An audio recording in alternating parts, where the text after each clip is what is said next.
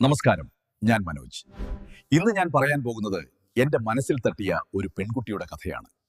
മാതാപിതാക്കളില്ലാത്ത സ്വന്തം അധ്വാനം കൊണ്ട് ജീവിക്കുന്ന ഒരു സഹോദരിയുടെ കഥയാണിത്.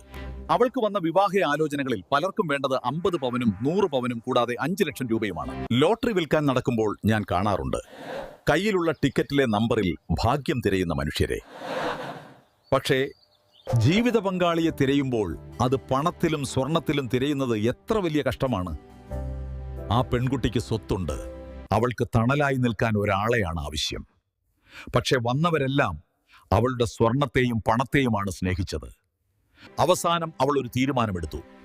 ഇങ്ങനെയുള്ള കച്ചവടക്കാർക്ക് എൻ്റെ ജീവിതം വിട്ടുകൊടുക്കില്ല, എനിക്ക് ഈ കല്യാണമേ വേണ്ട. അവളുടെ ആ തീരുമാനത്തിന് മുന്നിൽ ഞാൻ കൈയടിക്കുന്നു. കാരണം അന്തസ്സില്ലാത്ത ഒരാൾക്കൊപ്പം ജീവിക്കുന്നതിനേക്കാൾ എത്രയോ നല്ലതാണ് അന്തസ്സോടെ ഒറ്റയ്ക്ക് ജീവിക്കുന്നത്. ജനങ്ങളോടുള്ള ചോദ്യം, എൻ്റെ പ്രിയപ്പെട്ട സഹോദരന്മാരോടും മാതാപിതാക്കളോടും എനിക്ക് ചോദിക്കാനുള്ളത് ഇതാണ്: നിങ്ങൾ ചോദിക്കുന്ന ഈ പവൻ കണ്ട് മനം മടുത്ത് എത്ര പെൺകുട്ടികൾ കണ്ണീർ കൂടി കുടിക്കുന്നുണ്ടാകും? നമ്മൾ ആരെയാണ് സ്നേഹിക്കേണ്ടത്? മനുഷ്യനെയോ അതോ സ്വർണത്തെയോ? പാവപ്പെട്ട കുട്ടികളുടെ വിദ്യാഭ്യാസത്തിനായി നമ്മൾ പ്രവർത്തിക്കുമ്പോൾ അവർ നാളെ ഇതുപോലെയുള്ള സ്ത്രീധന ലോഭികളുടെ മുന്നിൽ തലകുനേണ്ടി വരരുതെന്നതാണ് എൻ്റെ പ്രാർത്ഥന.